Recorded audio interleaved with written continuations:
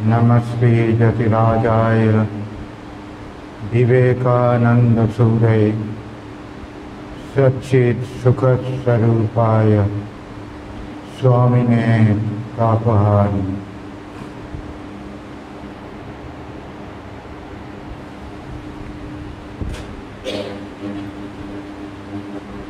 আমরা স্বামীজির সঙ্গীত প্রীতি ও পারদর্শিতা কতখানি ছিল সেটা দেখেছি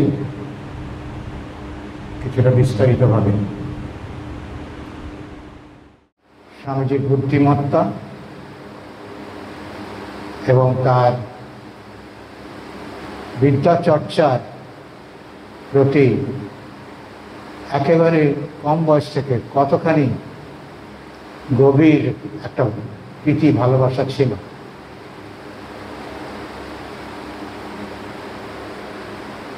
এরপরে স্বামীজি যেটা স্বামীজির সম্বন্ধে বলা দরকার, তার বুদ্ধিমত্তা থাকলেও তার হৃদয়ের কিন্তু প্রসারতা কম ছিল না। যারা পণ্ডিত ব্যক্তি তারা মনে করেন, বিশ্বাস করেন, যদি বুদ্ধির প্রখরতা থাকে এবং তাকে প্রয়োগ করা হয়, সেই প্রয়োগের পক্ষে এটা ক্ষতিকারক বাধাপ্রাপ্ত সৃষ্টি হয় সেখানে, যদি তার হৃদয় প্রসারিত থাকে এবং সেদিকে তার মন চলে যায়। স্বামীজির ক্ষেত্রে এটা কিন্তু সত্য ছিল না। ভোজেন্দ্রনাথ শীল এবং এরা তা মনে করতেন, অন্যান্য পণ্ডিতেরা। স্বামীজির বুদ্ধিমত্তার সঙ্গে সঙ্গে হৃদয়ের প্রসারতাও ছিল অনেক। তিনি অন্যের কষ্ট সহ্য করতে পারতেন না। কেউ বিপদে পড়লে সঙ্গে সঙ্গে ঝাঁপিয়ে পড়তেন তাকে সাহায্য করবার জন্য। এটা আমরা বারবার দেখি একেবারে তার শিশু অবস্থা থেকেই। তারপরে এই যে তার গতি জীবনের উদ্দেশ্য অন্যদের কাছে অবদ্ধ ও অজ্ঞাত ছিল বটে, কিন্তু শ্রীরামকৃষ্ণের কাছে তা ছিল না, ঠাকুরের কাছে তা ছিল না। তিনি সব জানতেন। এই যে একটা ছকে এগোচ্ছে, অদৃশ্য ছক, সেই ছকটি ঠাকুরের একেবারে জানা ছিল। তাই তিনি উদ্গ্রীব হয়ে অপেক্ষা করছিলেন সেটা কত তাড়াতাড়ি সার্থকতার দিকে এগিয়ে যায়, তার উদ্দেশ্য, জীবনের উদ্দেশ্যটি সার্থক হয়, সেটা দেখবার জন্য।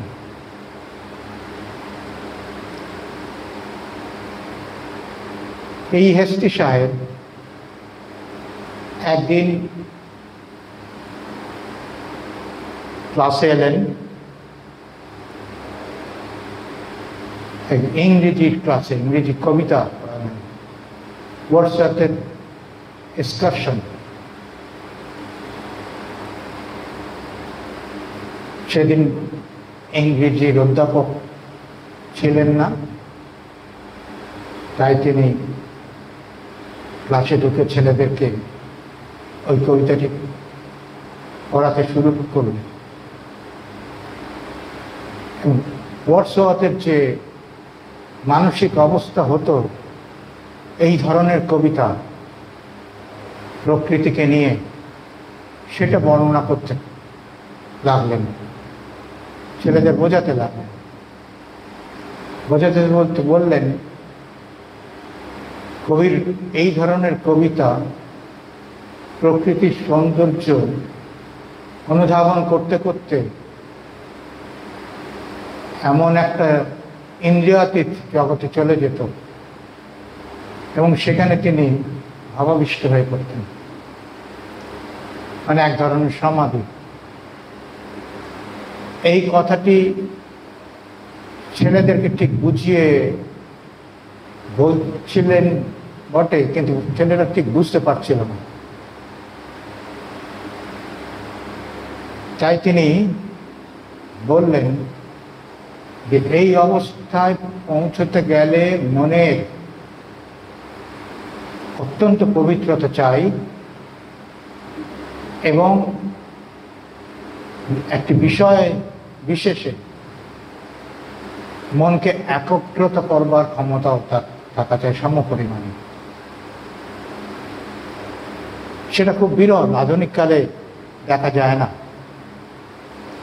তবে আমি একজনকে দেখেছি, তিনি সেই মনের শুভ অবস্থাতে, অতি শুভ অবস্থাতে মনকে নিয়ে যেতে পারেন।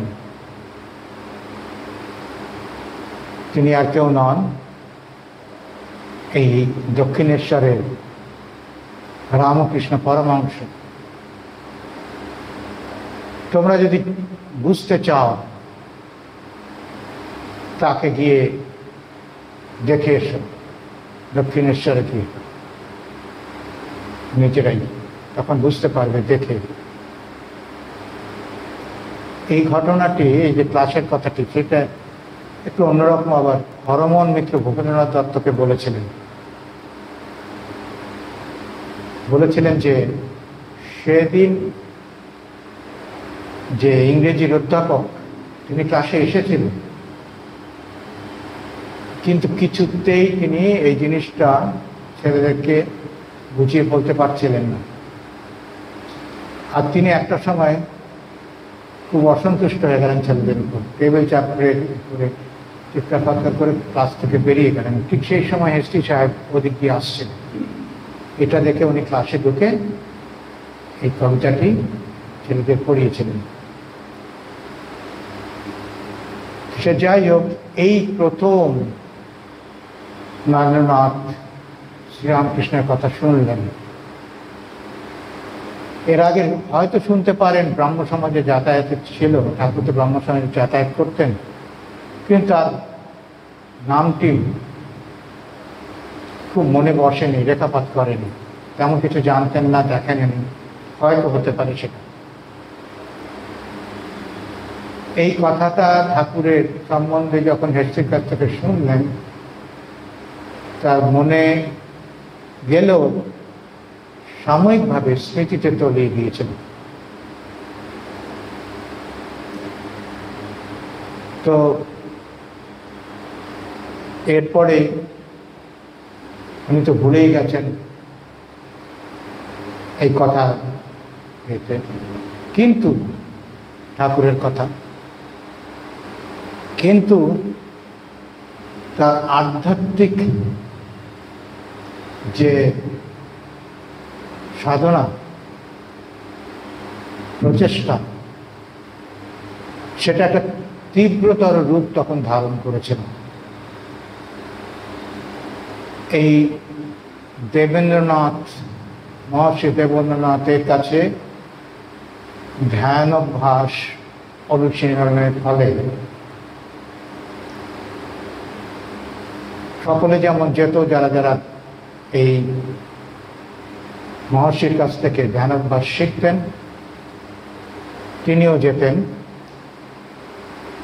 মহর্ষি সকলকেই জিজ্ঞেস করতেন কার কেমন অগ্রগতি হয়েছে ধ্যানে।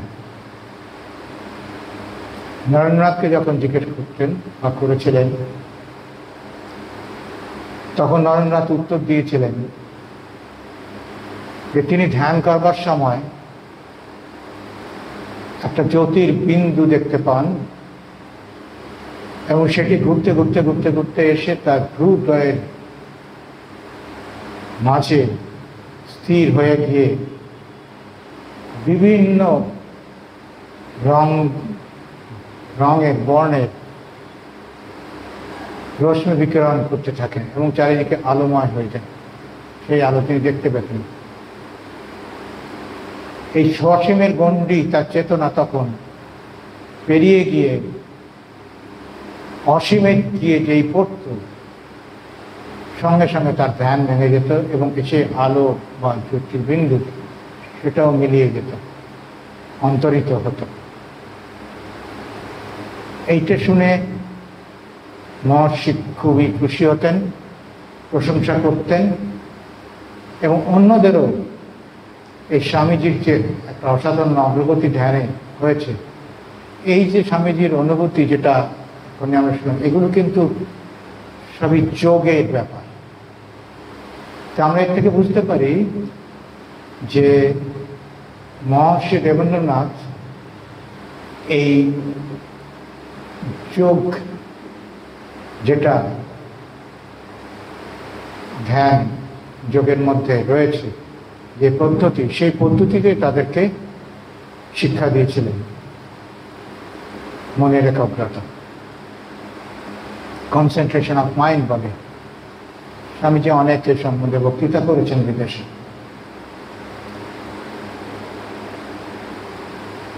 কিন্তু এত প্রশংসা সত্ত্বেও, এসব কথা সত্ত্বেও স্বামীজির কিন্তু এই যে আধ্যাত্মিক পিপাসা প্রাণেতে ছিল, সেটা মৃত্যু না।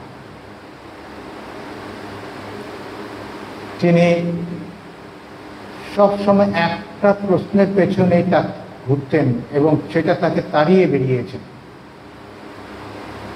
যে ঈশ্বর কি আছেন, কি তাকে দেখা যায়, কেউ কি দেখেছেন, এরকম আছে কেউ? এই প্রশ্নটা তাকে ভীষণভাবে তাড়িয়ে বেড়াত। তো তিনি একদিন ঠিক করলেন এর একটা উত্তর তিনি মহর্ষির কাছ থেকে যে করে হোক বের করে আনবেন। উদ্ভ্রান্ত হয়ে তিনি মহর্ষির কাছে চললেন। মহর্ষি তখন গঙ্গাবক্ষে বাস করছেন, তার বজরায়। হন্তদন্ত হয়ে গিয়ে কোনো শিষ্টাচারের পরোয়া না করে সোজা গিয়ে মহর্ষির কক্ষে ঢুকে পড়লেন। তখন মহর্ষি উপাসনা করছিলেন। খুব তীব্র জোরে স্বরে বললেন, আপনি কি ঈশ্বর দর্শন করেছেন? মহর্ষির ধ্যান এই কথা শুনে ভেঙে গেল। তিনি চোখ খুললেন। চোখ খোলার সঙ্গে সঙ্গে উত্তর দিলেন না। নরেনের চোখের দিকে তার দৃষ্টি নিক্ষেপ করে কিছুক্ষণ তাকিয়ে রইলেন। তারপরে ধীরে ধীরে উত্তর দিলেন, বৎস, তোমার নয়ন দুটি যোগীর নয়নের মতো, যোগীর চক্ষুর মতো। যে প্রশ্ন করলেন তার উত্তর তিনি দিলেন না, এই কথাটি বললেন। তিনি নিজেও যোগ অভ্যাস করতেন বলে যোগীর চক্ষু কি হওয়া উচিত সেটা তিনি জানতেন। স্বামীজি যে তার শিক্ষায় শিক্ষিত হয়ে একজন যোগীতে ধীরে ধীরে পরিণত হচ্ছেন সেটাও বুঝতে পারতেন, কিন্তু তার জীবনে ঈশ্বর দর্শন হয়েছে কি হয়নি সেই উত্তর তিনি দিলেন না। ফলে স্বামীজি উত্তরও পেলেন না। স্বামীজি ধরে নিলেন যে নিশ্চয়ই হয়নি, বলে তো নিশ্চয়ই বলতেন। নিষ্ফল হয়ে ফিরে এলেন, বিফল মনোরথ হয়ে বাড়িতে ফিরে এলেন। পরে পরে অন্যান্য ধর্ম নেতাদেরও তিনি জিজ্ঞেস করেছিলেন কয়েকজনকে। এই প্রশ্ন শুনে তারা সকলেই নীরব ছিলেন, কোনো উত্তর দেননি। ফলে সদ উত্তর উনি পাচ্ছেন না কোথাও। তাতে তার অস্থিরতা, মনের অস্থিরতা আরো বেড়ে যাচ্ছে। আমাকে জানতেই হবে ঈশ্বর কে আছেন, যদি আছেন কেউ দেখেছেন। এটা তাকে ভীষণভাবে ব্যতিব্যস্ত করে তুলল। তখন এরকম হলো যে ঠাকুরের কথা মনে পড়ল, ভুলে গিয়েছিলেন, আবার স্মৃতিতে জেগে উঠল এসপি সাহেব যা বলেছিলেন সেসব কথা। আর সুযোগও এসে গেল অপ্রত্যাশিত ভাবে ঠাকুরের মুখোমুখি হবার। ব্যাপারটা এরকম, 1881 খ্রিস্টাব্দ এই শিমুলিয়া পাড়াতে ঠাকুরের ভক্ত সুরেন্দ্রনাথ মিত্র থাকতেন, বাস করতেন। তার সঙ্গে নারায়ণনাথের আলাপ ছিল, পরস্পরকে চিনতেন, কথাবার্তাও ছিল। সুরেন্দ্রনাথ মিত্র বাড়িতে ঠাকুরকে এনে একটা ছোটখাটো উৎসব করবেন বলে স্থির করবেন।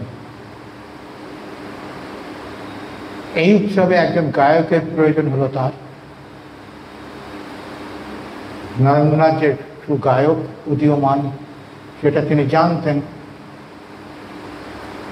তাই তাকে বললেন যে আসতে ওই দিন তার বাড়িতে ভজন গাইবার জন্য। স্বামীজি আহ্বানে সম্মত হলেন। সেই দিন গিয়ে যখন উপস্থিত হলেন গান গাইবার জন্য, ভজন করবার জন্য, ঠাকুর এসে পৌঁছে গেছেন। যখন ভজন করছিলেন ঠাকুর খুব মন দিয়ে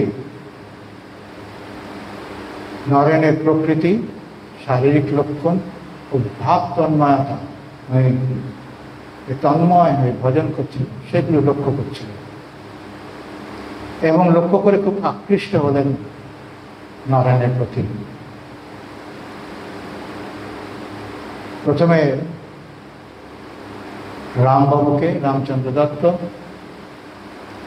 তাকে ডাকলেন এবং পরে এই সুরেনবাবুকেও ডাকলেন, ডেকে তার পরিচয় জানলেন। জেনে তাদেরকে বললেন যে নরেনকে একদিন দক্ষিণেশ্বরে নিয়ে যাবার জন্য বলবেন, তাকে নিয়ে যেতে বললেন। তারপরে ভজন যখন শেষ হলো, উনি যখন ফিরে যাচ্ছেন, তখন নরেনের একেবারে পাশে এসে দাঁড়িয়ে তার শরীরের সব লক্ষণ খুব ভালোভাবে নিরীক্ষণ করলেন, করে খুব সন্তুষ্ট হলেন। সন্তুষ্ট হয়ে তাকে স্বয়ং খুব সাদর আমন্ত্রণ জানালেন দক্ষিণেশ্বরে যাবার জন্য। এইটা প্রথম ঠাকুরকে দেখা এবং তার মুখোমুখি হওয়া। এরপর ঘটনা হলো, এই যে সুরেনবাবুর বাড়িতে গান গাওয়ার ঘটনাটি ঘটেছিল ঠিক এফএ পরীক্ষার আগে, যখন তিনি প্রস্তুত হচ্ছেন। আর তার কিছুদিন বাদে এফএ পরীক্ষা হয়ে গেল, তিনি পাশ করলেন, উত্তীর্ণ হলেন। ঠিক সেই সময় একটা বিয়ের প্রস্তাব এল। বিয়ের প্রস্তাবে যেহেতু মেয়েটির রংটা, গায়ের রংটা একটু চাপা ছিল, শ্যামবর্ণের ছেলে, তাই যৌতুকের পরিমাণ মেয়ে পক্ষ অনেক দিতে রাজি ছিল, একটা বড় অঙ্কের। এই সম্বন্ধটি বিশ্বনাথের পছন্দ ছিল, কিন্তু সাধ বাঁধলেন নয়ন নিজে। তিনি বিয়েতে সম্মত হলেন। তখন বিশ্বনাথ বাবু তার আত্মীয় রামবাবু এবং অন্যান্য আত্মীয় স্বজনদের বললেন তাকে বোঝানোর জন্য রামবাবু তার আগের থেকে ঠাকুরের কাছে যাতায়াত করছিলেন, ঠাকুরের ভক্ত। রামবাবু তখন ওকে বললেন, বুঝতে পেরেন যে তার ধর্ম লাভের প্রেরণার জন্যই এই অসম্মতি। তখন তাকে সোজাসুজি বললেন, তোর যদি ধর্ম লাভের এতই বাসনা হয়ে থাকে, তাহলে ব্রাহ্ম সমাজ প্রভৃতি জায়গাতে ঘুরে না বেরিয়ে, ঘোরাঘুরি না করে দক্ষিণেশ্বরে ঠাকুরের কাছে চল। আর সুরেনবাবু ঠিক সেই সময়ে এক দিনের মধ্যে দক্ষিণেশ্বরে যাবেন ঠিক করেছিলেন। তাই সুরেনবাবু বললেন তার ঘোড়ার গাড়িতে করে যেতে ওনার সঙ্গে। ঠিক সেই মতো একদিন নরেন তার দু সাথীকে নিয়ে দক্ষিণেশ্বরের দিকে রওনা হলেন। দক্ষিণেশ্বরে পৌঁছে ঠাকুরের কাছে যখন গেলেন, ঠাকুর তার বর্ণনা দিয়েছেন লীলা প্রসঙ্গকার স্বামী শারদানন্দের কাছে। তিনি সেটি লীলা প্রসঙ্গে তুলে ধরেছেন, তার উদ্ধৃতি দিয়েছেন। ঠাকুরের বয়ান অনুযায়ী সেই পশ্চিম দিকে যে ঘরে থাকতেন সেই দরজা দিয়ে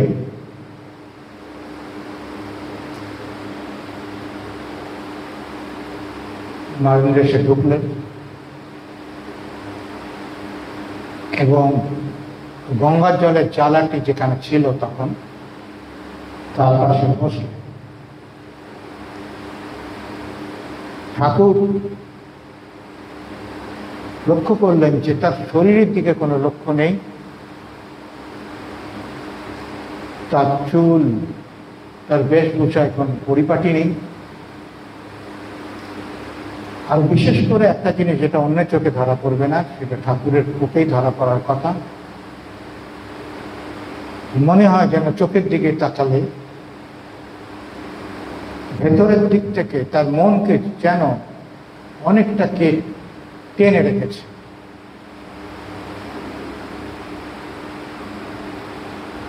এইটে শুধু স্বামীজির মতো ঈশ্বর অনুরাগে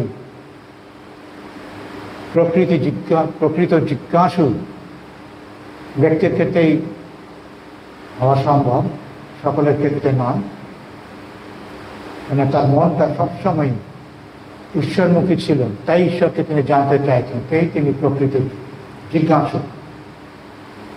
আর জিজ্ঞাসুর স্থান আধ্যাত্মিক সাধনায়, আধ্যাত্মিক জীবনে সবচাইতে ওপরে যিনি প্রকৃত জিজ্ঞাসু, তিনি ঈশ্বরকে লাভ করতে পারেন। এটা আমরা গীতাতেও জানি, বারবার করে বোঝাবার চেষ্টা করছেন শ্রীকৃষ্ণ অর্জুনকে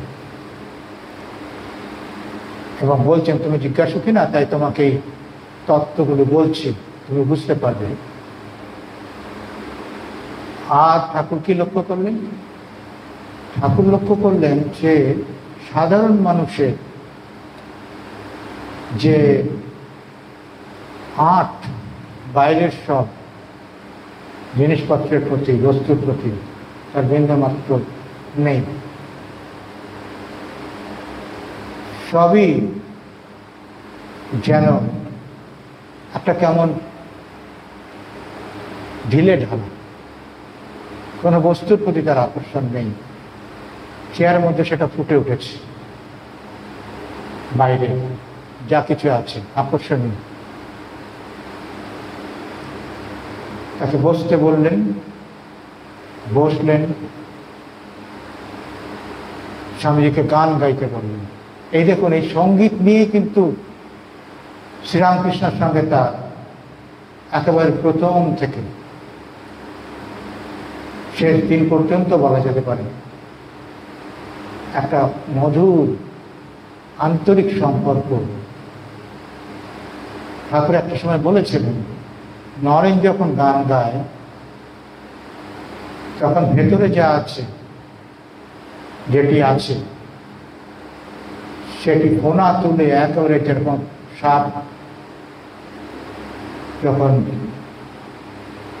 সাপুরে সেই বাঁশিটা বাজায় চুপ হয়ে শোনে, সেও শোনে। আমার ভেতরে আছেন, এ কথা বলেছেন। তারপর তাকে গান গাইতে বলবে। যখন গান গাইলেন তখন ঠাকুরের নিজেকে সামলাতে পারলেন না। এত ধ্যানস্থ হয়ে, প্রাণ ঢেলে, তন্ময় হয়ে গানটি গাইলেন। গানটি কি ছিল? আমরা সকলেই গানটি জানি। এখন এত আমরা শুনি এই গানটা বিভিন্ন গায়কের মুখে, ব্রাহ্ম সমাজের গান, মনে চলো নিজ নিকটে। আমাদের মাস্টারমশাই ভানুনাথ গুপ্ত, তিনি আবার লিখেছেন যে একটি নয়, দুটি গান গেয়েছেন।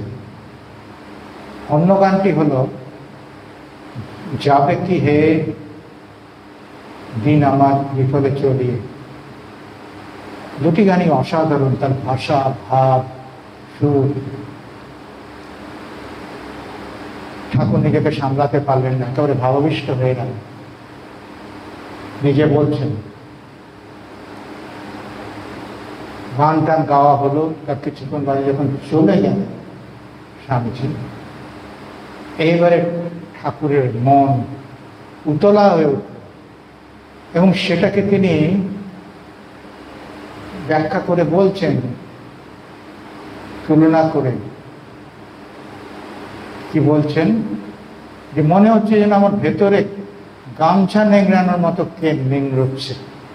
দেখুন কিরকম উপমা, তীব্র বেদনা, একটা বিরহে, ছেড়ে চলে গেছে যাকে আমি প্রাণের চেয়েও ভালোবাসি, তার জন্য যে আকুতি, এবং সেটাকে আমরা অনেক সময় বুঝিয়ে বলতে পারি। ঠাকুর কি সুন্দর একটা উপমা দিয়ে বলছেন, গামছা নেংড়ানোর মতো কে যেন নেংড়চ্ছে। তারপরে যখন সহ্য করতে পারছেন না তখন বলছেন, ওই ঝাউতলার, যেখানে মানুষ বেশি যায় না, সেখানে গিয়ে চিৎকার করে কিছুক্ষণ কেঁদে নিতাম, কেঁদে কেঁদে বলতাম, ওরে তুই কোথায়, আয় রে, তোকে না দেখে থাকতে পারছি না। এই জিনিসগুলো আমরা যখন দেখি তখন আমরা বুঝতে পারি যে ঠাকুরের কাছে স্বামীজির জীবনের কোনো কিছু অজ্ঞাত ছিল না।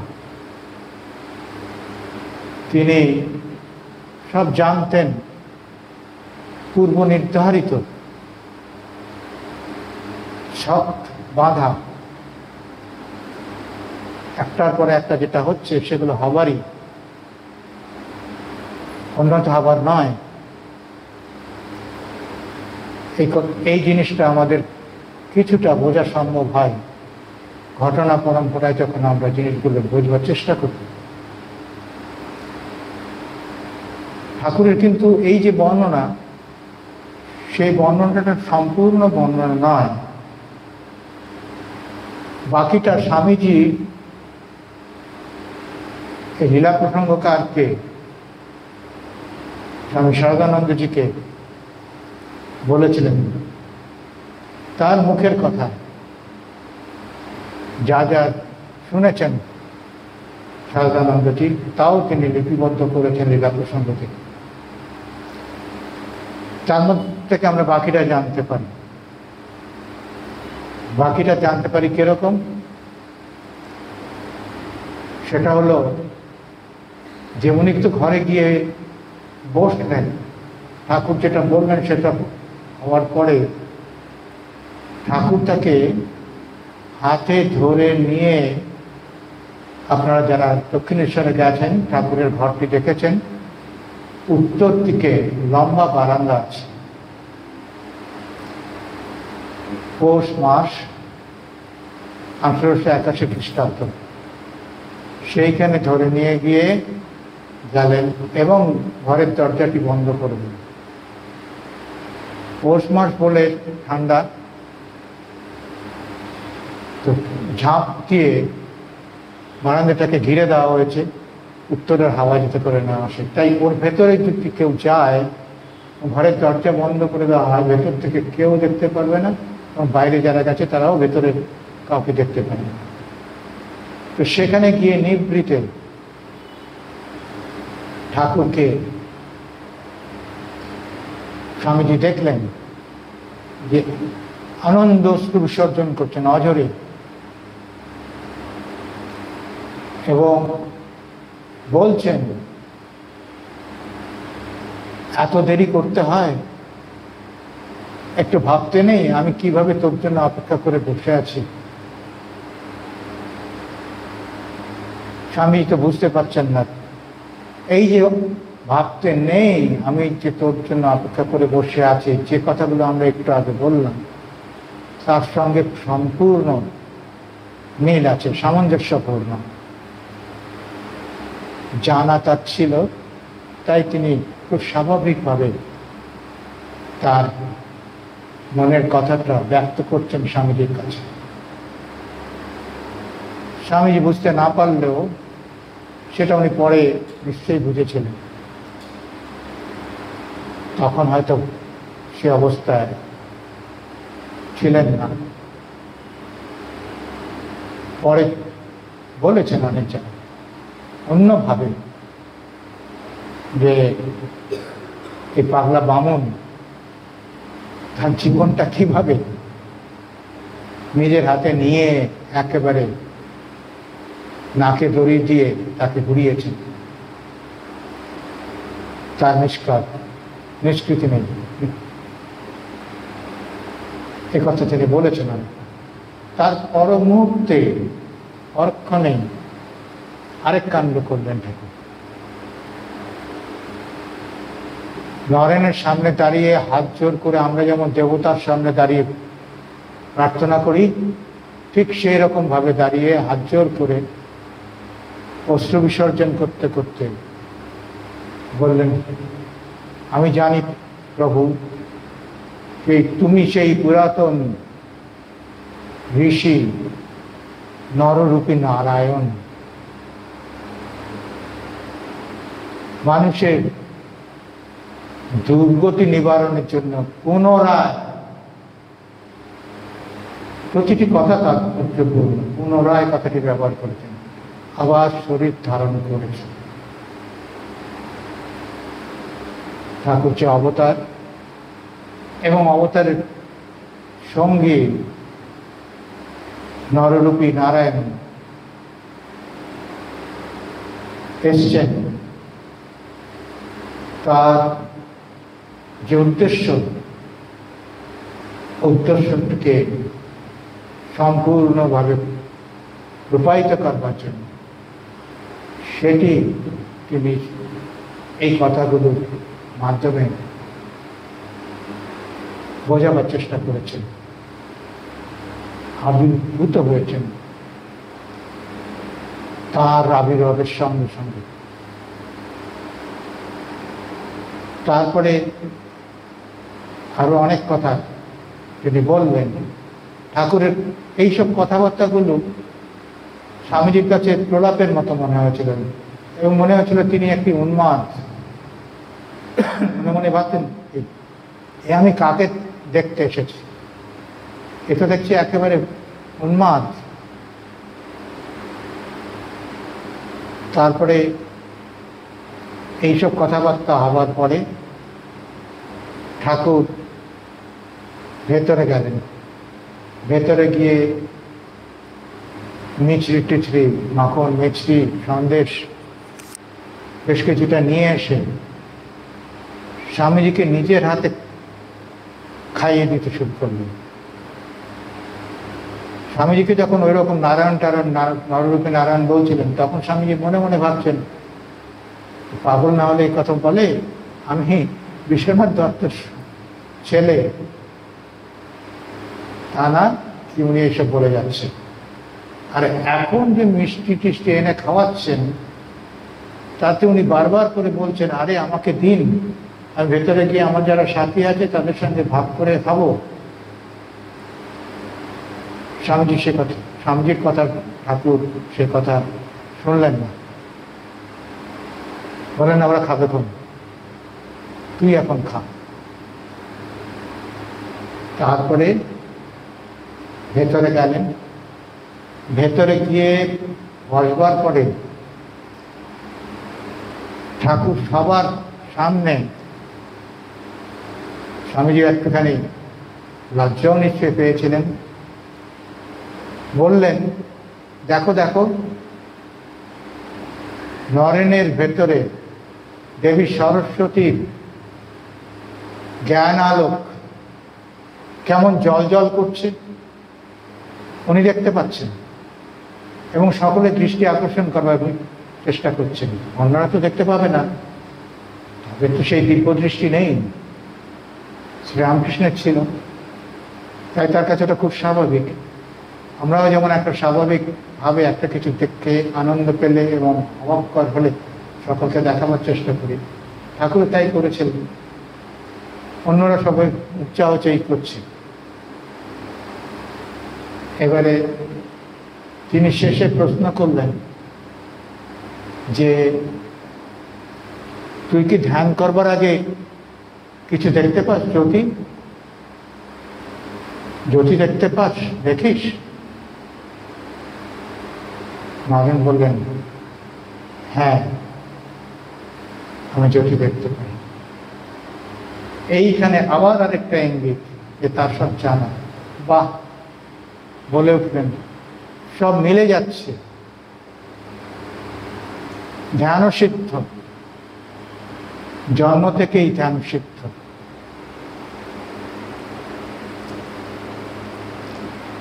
জন্ম থেকেই ধ্যান সিদ্ধ। এই যে পুরো ঘটনাটি স্বামীজির মনে রেখাপাত করেছিল, তাকে উন্মাদ ভাবলেও